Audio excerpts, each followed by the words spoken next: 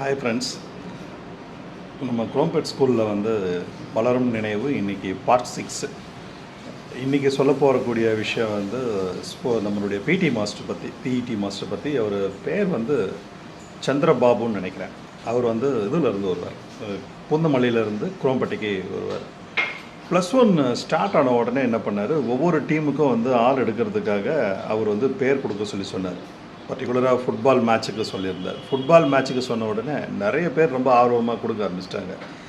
1 2 இல்லை, அதுவும் நம்ம ஸ்கூல் பற்றி சொல்லவே தேவையில்லை. அது A B B1 B2 C1 சொல்லி FE வரைக்கும் போகும். அதை தாண்டி வெக்கேஷனல் குரூப் வரைக்கும் இருக்குது. தமிழ்நாட்டிலேயே பெரிய ஸ்கூலுன்ற அளவுக்கு இருந்தது.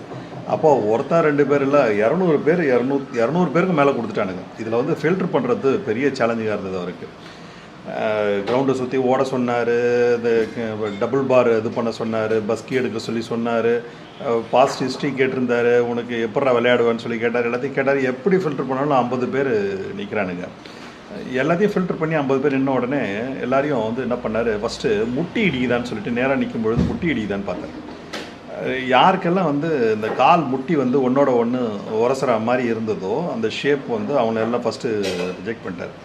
அப்படி எல்லாத்தையும் தள்ளினதுக்கு அப்புறமா கூட ஒரு 30 பேர் இருந்தானுங்க. 30 பேரை ஃபில்டர் பண்ணுறதுக்கு ஒரு புதுமையான ஒரு ஐடியா ஒன்று சொன்னார். இது வரைக்கும் அந்த ஐடியா எங்கேயும் கேள்விப்பட்டதும் கிடையாது. அப்படி ஒரு ஃபில்ட்ரு.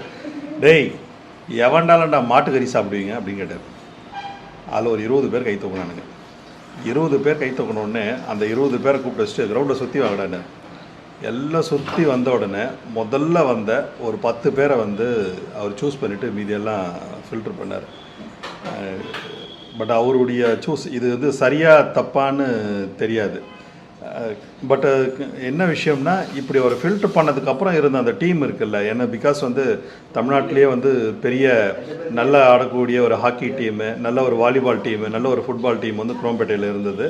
இந்த சூஸ் பண்ணக்கூடிய மெத்தட் வந்து இப்படிலாம் இருந்ததுன்றது ரொம்ப சுவாரஸ்யமாக இருந்தது. இதில் அது மாதிரி அந்த சந்திரபாபு சார், இந்த பிஇடி, நம்முடைய டீமு, இந்த ஸ்போர்ட்ஸ் ஸ்டூடெண்ட்ஸ் வந்து எப்படி செலக்ட் பண்ணாங்கன்றத வந்து இந்த தேதியில் உங்களோட ஷேர் பண்ணிக்கிறதுக்கு ரொம்ப சந்தோஷமாக இருக்குது. பாய்.